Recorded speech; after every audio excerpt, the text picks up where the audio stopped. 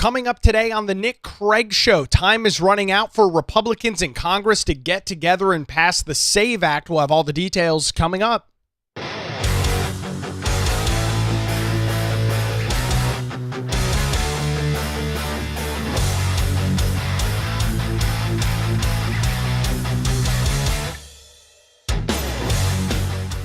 And a good Thursday morning to you. Welcome into the Nick Craig Show, streaming live this morning on YouTube, Rumble, X, and Facebook. Don't forget that you can take the show with you 24/7 on demand in your favorite podcast app. Just search for the Nick Craig Show. Tap the subscribe and or a follow button, and you'll get a new program delivered to you each and every weekday morning. You can also listen online as well by visiting the website, nickcraig.com. Our program this morning brought to you by the Law Group here in Wilmington, 910-251-6088 for any legal questions, or visit them online at lawgroupnc.com.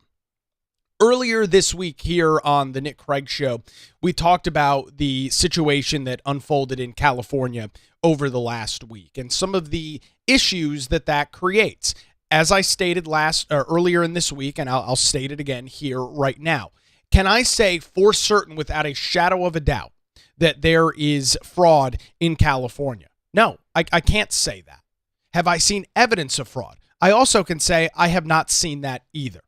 But it comes down to an issue of trust. That was the premise of the show earlier this week. If you missed that, I'd encourage you to check it out in your favorite podcast app or visit the website, nickcraig.com, and check out Monday's show. The title of that was Losing the Public, and that all related around Spencer Pratt and the California voting system.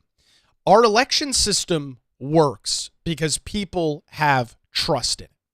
Individuals have to believe that when vote tallies and vote totals come in, that those numbers are whole and accurate.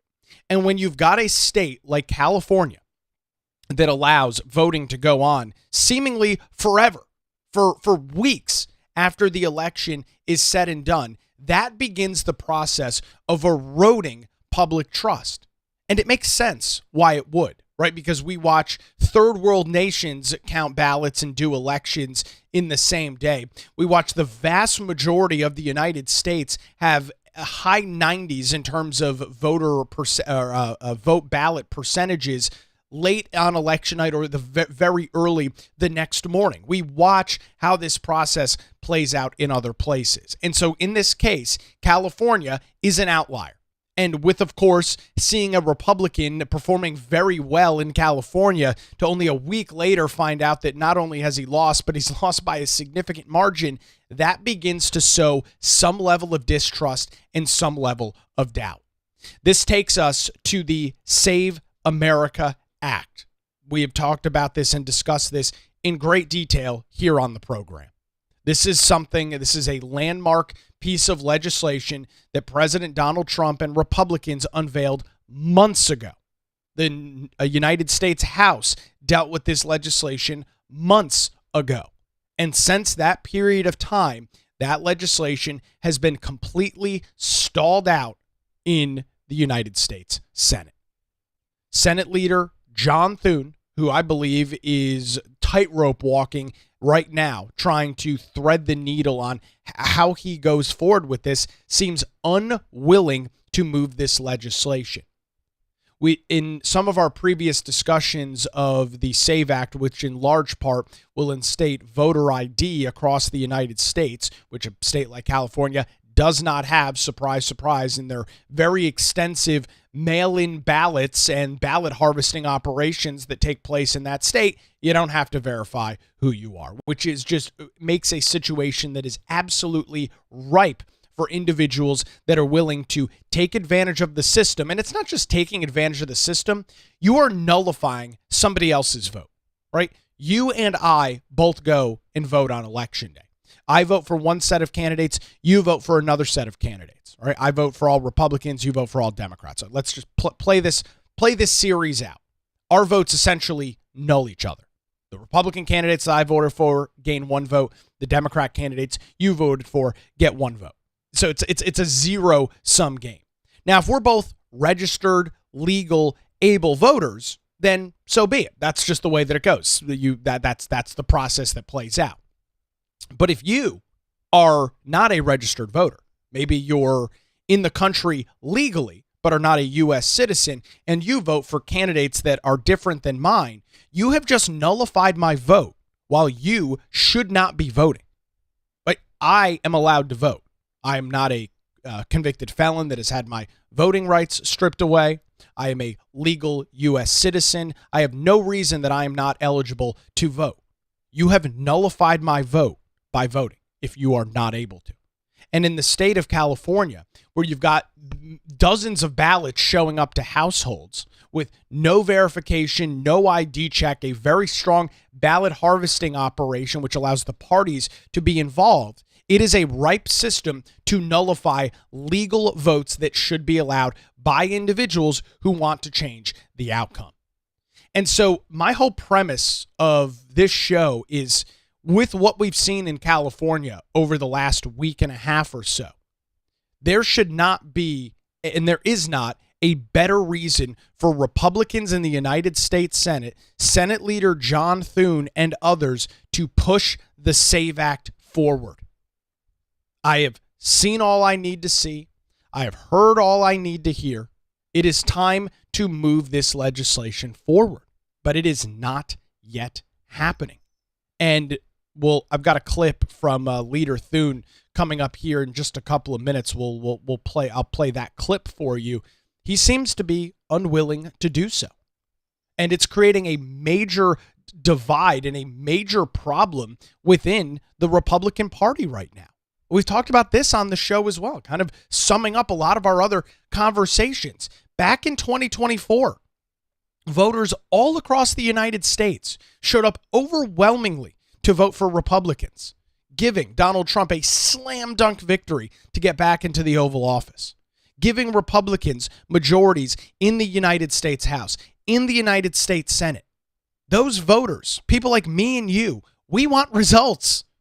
We didn't elect Republicans to sit here and complain about how, if the Democrats ever take charge, if the Democrats ever take power. I don't care about that. We're in charge right now.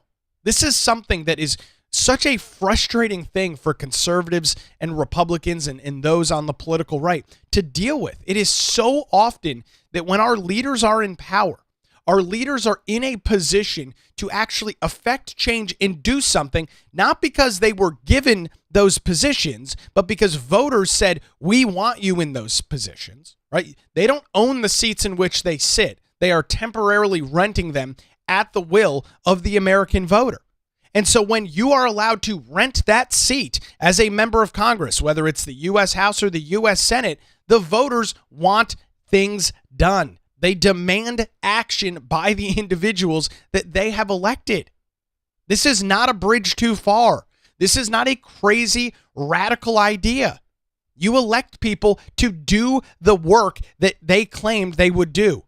You elected them to push forward whatever political ideology they claimed in the election cycle. Nothing about this is complicated. Yet it is such a frustrating thing to see on the political right, time and time again, when Republicans are in charge, when Republicans have the ability to affect said change. It's always an excuse. And right now, for John Thune in the United States Senate, the excuse is, if we change any rules, if we fire the parliamentarian or weaken the filibuster rules, that could be a problem for Republicans in the future. And is there some legitimacy to his claims? Absolutely. I'm not going to sit here and just completely dismiss that. Is there some legitimate concerns there? Yes. But at the exact same time, I feel very confident in saying that the second that Democrats get control of the United States Senate, they will nuke the filibuster and they will ram through every piece of legislation that they want. And the Republicans are going to do what? Sit on the sidelines with their arms crossed and go, well, we chose not to do this. That doesn't matter. That's not going to influence and impact anything at all. Watching the other party steamroll you while you stand on the outside, sit on the sideline, and claim, well, we chose not to do this. It's the difference between leadership and a lack of leadership. And you're seeing it play out right now in Washington, D.C. over the SAVE Act. There's been a lot of discussion over the SAVE Act over the last couple of months. Obviously, we've talked about it in great detail here on the program. That's been a major kind of wedge point between President Donald Trump and other leadership in Washington, D.C., most prominently the Speaker of the United States Senate, in John Thune. He hosted a press conference this week, or kind of a press availability this week, and talked about the SAVE Act and was asked the questions about, we don't have the vote, and said essentially that there is no hope for this legislation moving forward. Don't take my word for it. Here's straight from the horse's mouth. Here's John Thune. Fire the parliamentarian and pass the SAVE Act. You've been very clear as to why the SAVE Act doesn't have the votes to pass and why firing the parliamentarian would create problems here. But are you worried that if you don't do what the president wants, that he's going to criticize your leadership or perhaps withdraw support for your leadership? That could happen. Look, and it's a well-known fact around here. Sometimes perhaps not fully grasped around the country, but anybody who follows this process closely knows that we don't have the votes. And the only way that you could figure out a way to get the votes, and even in that case, the Save America Act didn't even get 50 votes last week on the floor of the Senate. But even if you confine it to just the two issues of photo ID and citizenship in order to register to vote, on those two issues, it takes 60 votes in the Senate. The only way you could get there is to undo or get rid of the legislative filibuster, and there aren't even close to the votes here in the United States Senate in order to achieve that. So it's an issue we all agree on. We're all for it, and we've all voted that way. But it's not something that we're going to be able to get done absent having an election and electing some more Republicans. I'm sorry, but I don't buy this. Now, he might be, and the numbers that he threw out are in fact true, but here's the reality. When you are the leader of the United States Senate, your job is to get these votes. Right, folks, this is the whole process. The reason that you make somebody the leader of one chamber or the other, you've got Mike Johnson over in the House, John Thune over in the United States Senate, is to lead, is to whip the votes. And obviously, below him, though, there's majority whips and things like that. Those are the people that are supposed to be doing that. But John Thune is the leader. And so when he says, it didn't even get 50 votes, which it last week it didn't, it has this week. When he makes that comment, my response is, do your job. You were elected to lead the Republican majority in the United States Senate. You were voted on by your colleagues to steer the ship in the Senate. That is why you elect a majority leader. And it's why the party in the minority elects their minority leader to lead both sides. Whoever is in power and has more individuals in the chamber at a time. This is the case in every governmental house in the United States. You see it in all the state legislatures, and you see it up in Washington, D.C. So this excuse of, I have voted for it, and we all stand here and we all support it, that's not enough, John. If you can't get the votes done, then step down from leadership and let's get somebody in there that can. That is the work that I demand as a voter. That is the work that I demand as somebody that helped get Republicans and conservatives elected in 2024. It's a lame, weak excuse, and I'm sick of hearing it. We just can't. No, I support it, and are you worried about the president kind of going at you? I'm not sure. It's not funny. It's not funny. We put people in charge to govern. American voters across the country said very clearly in 2024, we believe that the Republican Party has better ideas than the Democrat Party. This is who we want leading government. That's what they said overwhelmingly. Wasn't a close election at all. You can go back and look at all the different results. Look at the outcomes in all of these different states. This was not a close election. The president won 7 of 7 swing states. This was not we just barely squeaked by them to victory. Not in the slightest. A banner night for Republicans in 2024.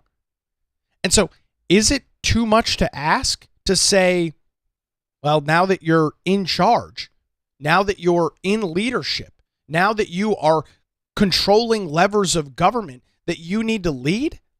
I don't think so at all, by any stretch. If not for leadership, why are we in the majority? And this is relevant for both sides. But this is not just a wholly Republican or conservative issue. I mean, Democrats have felt the same way in the past too. And for good reason. You elect your party to lead. You elect your party to govern. You should demand said governance. You should demand said action. I'm over this, oh, well, if we do this, then the Democrats will do. I don't care. This ship has sailed long ago. And in the case of the big difference between the right and the left, we know that if Democrats get in charge in the United States Senate, they will absolutely nuke the filibuster, which will bypass the 60-vote threshold and make it a simple majority for them to move forward on their legislative priorities. We know that they will do this. They have said as much leading into the midterm elections. Now, will Democrats take control of the Senate? No. The math on that is not very good. The likelihood of that is incredibly low. Could it happen? Sure. Right? We've seen crazier things happen in elections before. We've seen crazier things happen. So it's not a done deal. It's not guaranteed or anything like that. The likelihood is low, at least for the midterm election. 2028, who knows? It's way too far out to even begin pontificating on what some of that could look like. And so the premise and the issue that you've got here is that the House has done their job. Mike Johnson, Republicans in the United States House have voted on the SAVE Act like 3 different times now in 3 different ways. They have been in full support. John Thune, to his credit, has voted on it. He claims he supports the legislation. It's one thing to claim that you support it. It's another thing to make it actually happen, right? It's one thing to say, oh, I support this, and sure, I'll cast my vote for it. It's another thing to make it reality. And in the case of John Thune's position, in which his colleagues in the United States Senate voted in favor, it is his job, not my job, not Donald Trump's job, not any other senator's job, but John Thune's job to get the Republicans in line and do what needs to be done to get this legislation moving forward. I've got a couple of other things that we're going to get into. U.S. Senator Tom Tillis, in his final days, released a statement on the Save America Act this week. We'll get to his comments, as he is essentially telling Republicans to abandon the SAVE Act because of a variety of different reasons. We'll read through his statements. Plus, President Donald Trump has got a new plan in place to try and move this forward. The president making that announcement on Wednesday, talking about putting portions of the SAVE Act into a $350 billion reconciliation bill. That is the most recent tact here by the president, which I will note will require just a simple majority vote as it will go through the reconciliation process. So that is interesting. We'll get into his comments, plus Senator Tillis's, as well as the Nick Craig Show continues. Before that, I want to tell you about the law group here in Wilmington and thank them for their continued support of the program, and remind you that when legal questions or challenges arise, put your trust in the law group. Going back to 2003, Melissa Gott and her experienced team of attorneys have provided high-quality, affordable legal services across Eastern North Carolina.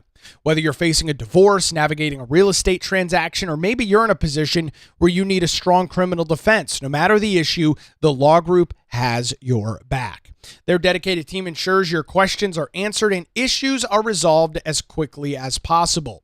Great news, folks. They're located in downtown Wilmington and just a phone call away at 910-251-6088, or you can visit them online at lawgroupnc.com. That's 910-251-6088, or online at lawgroupnc.com. It's the law group, experience and dedication you can rely on. We appreciate Melissa Gott Scott and the amazing team over at the Law Group for their continued financial support here of the Nick Craig Show. Again, check them out online, lawgroupnc.com. Quick break, more on the SAVE Act coming up after this as the Nick Craig Show continues streaming live this Thursday morning, YouTube, Rumble, X, Facebook, and available 24/7 wherever you get your podcasts.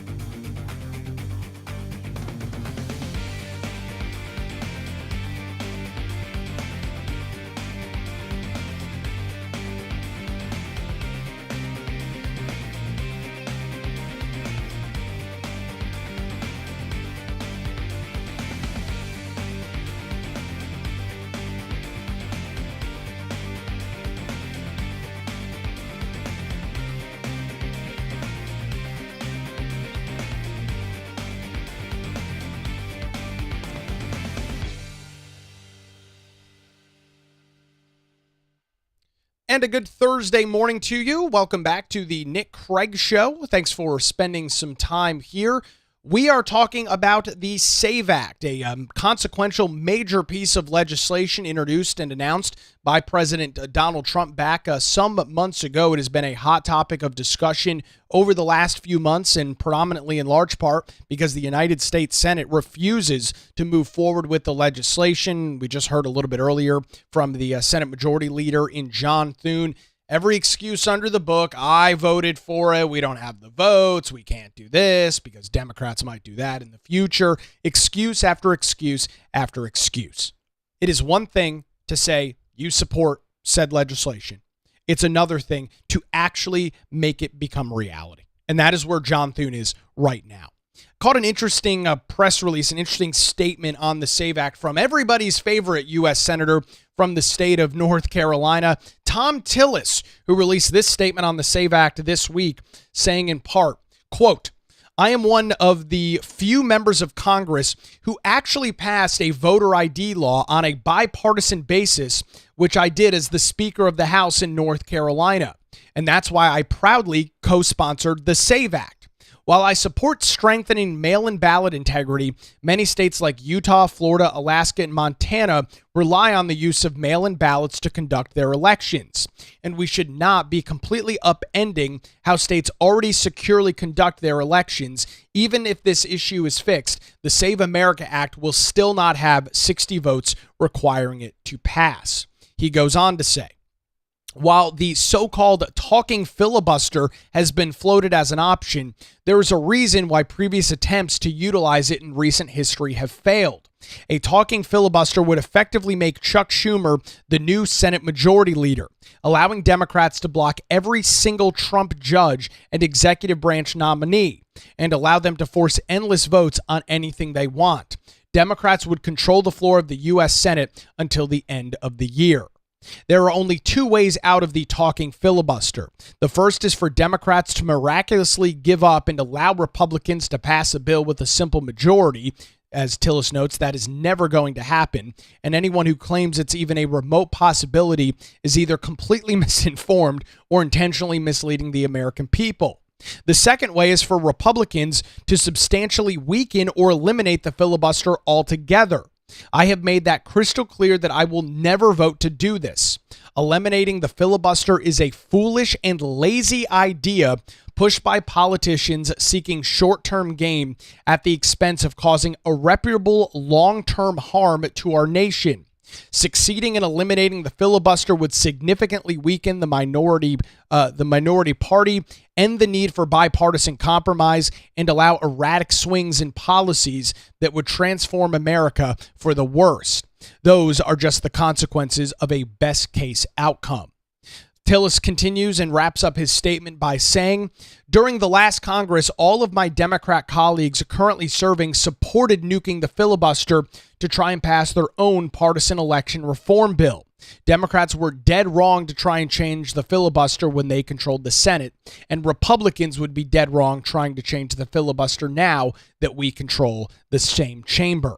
The only real path to address the American people's declining confidence in our elections is for both parties to find common ground on legislation that supports universal adoption of voter ID, proof of citizenship, and other vital election integrity measures. Tillis makes some fine points in this, but he buries the lead in this last sentence. The only real path forward is for both parties to find common ground on this legislation. Tom, are you living in a reality land? Are you living in an upside down world or something? Tell me what Democrats in the United States Senate have come out and said that they are in favor of supporting universal voter ID, proof of citizenship, and other vital election integrity measures. It doesn't exist. So explain to me how you're going to find common ground on these issues that Democrats in Congress will fight tooth and nail against, regardless of what the American people think. Because we talked about this in great detail. Across party lines, Democrats, Republicans, unaffiliated, age ranges, races, it doesn't matter what the factor is. The overwhelming majority of the American people do support voter identification. It is the radicals in Washington, D.C. It is the radicals at the top of the Democrat Party that don't, that have consistently said they will not support it. And so I appreciate some of the commentary there from Senator Tillis. I do. He makes some valid points, sure, but I don't agree with all of it. And I just don't know how he can still be of the mindset that he's going to be able to work with Democrats to universally adopt voter ID. In his home state of North Carolina, where he proclaims that he was one of the champions of voter ID, he was fought tooth and nail by Democrats. There were legal challenges that went on for years by the Democrat Party to make sure that a constitutional amendment supported by a majority of the voters here in North Carolina would not go into effect. Tell me how you're going to find common ground or a bipartisan solution with people like that. And if you truly believe you can, then let's see it, because this debate has been going on now for months. If you believe that that's true, Tom, and you wrote it, put it on your website, released it as a press release, I'm believing the words that you have written on this or typed up on this. If that's true, then let's get to work. Let's see it. It's, again, one thing to say that you're going to or want to do something. It's another to actually do it and bring it to reality. I do not believe in the current political landscape, in the current political climate, that Democrats in Washington, D.C. are in favor of adopting any sort of universal voter ID, proof of citizenship, or any other sort of election integrity measures. We have seen, and I think North Carolina is a good example of this. I would call it essentially a kind of battleground for this issue. Every single time Republican lawmakers touch anything related to elections, regardless of whether it has broad bipartisan support or not, what is done? Sue till blue. Democrats, the ACLU, state and local groups, all of these other affiliated and associated groups rush into the judicial system with their frivolous lawsuits and muck up the process that goes on here in North Carolina. This is not just a couple of small one-off examples either. This has been a very consistent and in some cases, I will argue, very effective strategy by Democrats here in states like North Carolina, where we have been on the front lines of these kinds of battles, whether we're talking about things like voter ID or redistricting, anything related to elections. Democrats have done a very good job with their machine effectively using the court system, whether it's state court or in the case of North Carolina, the Fourth Circuit federal court system, to get what they want into existence. Now, fortunately, in recent years, some of this stuff has been slapped down. The court system have said, no, you what you want on this is not going to come to fruition. We're not going to side with you. And in the case of voter ID, again, remember, that was a constitutional amendment. The lawmakers didn't just decide on a whim that they were going to enact voter ID here in North Carolina, which has been in place now for multiple election cycles. The world has not come to an end. Democrats have still won elections. They currently have a Democrat in the governor's mansion. It has worked totally fine. But that did not stop years worth of back and forth, years worth of lawsuits, and years worth of usurping the will of the North Carolina voter that said, yes, we support voter ID measures.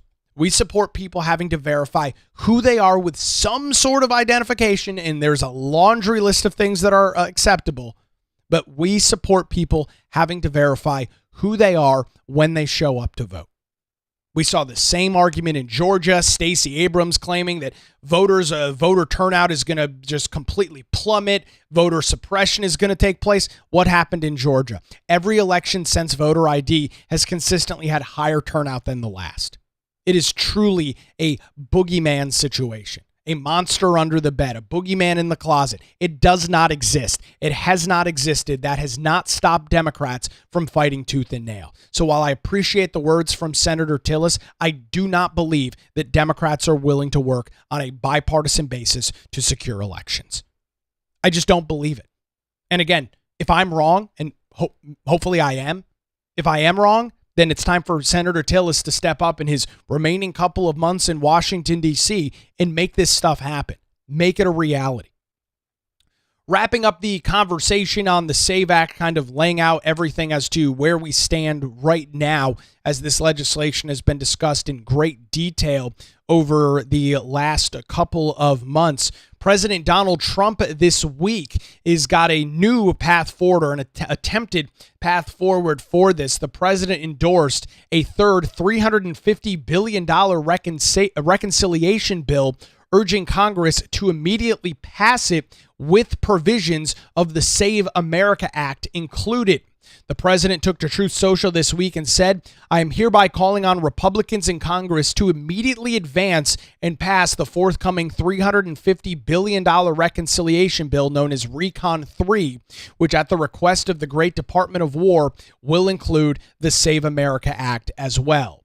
No games, no delays, and no weak compromises. Do this ASAP. The president in the Oval Office this week also discussing this as well, talking about his path forward using this reconciliation. Let's take a listen to President Trump. I'll tell you, it's effective. So the Save America Act is all voters must show photo ID. So you go to vote and you show photo ID. Not complicated, right? You know, who could oppose it? They say it's an 80-20. It's not. It's about 99-1, and we'll never find the one person. Andy, congratulations, Andy, on a big victory. Thank you for your help. That's great. I appreciate it, but you're You're very good at what you do, and I've been backing you right from the beginning for a long time, right? Backing you too, sir. For years, that's right, you have. Thank you. Congratulations. You won a big election. So you have all voters must show photo ID, identification. All voters must show a little thing called proof of citizenship. Would you say that's 99-1, Mr. Pennsylvania? I would say that's maybe 100 to 0. I would think so. They say At least it it's- should be. No, but they say it's 80-20. It's not 80-20. It's 99. And we've never found the one person. There's another one. Then you have no mail-in ballots, but we want to be liberal, as they say. Or we'll say we want to be progressive. So it's no mail-in ballots. You see that's what's happening in California. They're rigging the election. Now, maybe we caught them, and maybe they won't be able to get away with it. They tried with me. They did it successfully the second time. The third time, we made it too big to rig. Too many votes. They couldn't do it. They can only go. They sort of gave up at about 9 or 7 when they got slaughtered with the votes that came in. But no mail-in ballots except for illness, disability, military, or travel. So we're being very progressive, and we just don't want cheating. So there's the President of the United States, Donald Trump, speaking about some of the provisions of the SAVE Act in Washington, D.C. this week, laying out what we've talked about in great detail. You got to show voter ID. States that have implemented voter ID, like North Carolina and like Georgia, both of those states doing that, I'll note, in recent years, it's not like it's been on the books forever, have not seen any issues whatsoever. We've gone through now presidential elections, primaries, and municipal elections here in North Carolina with voter ID, and the process works. It works totally fine. In Georgia, as I was just mentioning, Stacey Abrams, the failed governor down there, still believes that she's the governor, running around the state like she's governor of Georgia, proclaimed that if voter ID was enacted in the state of Georgia, voter suppression would be so significant. There would be so many people that would be boxed out of voting that turnout would absolutely plummet. That has not come to fruition at all. Not only has voter turnout not dropped, it's actually increased because there's more people, and it turns out most individuals have the ability to show an ID. Most folks have a state-issued driver's license. For those that don't, they can get a state-issued ID. Here in North Carolina, I can't speak to Georgia exclusively, but in North Carolina, if you are somebody that doesn't have a state-issued ID, maybe you can't afford one. That's one of the excuses you always hear from the Democrats. Oh, people can't afford to have a driver's license or an ID. Okay, fine.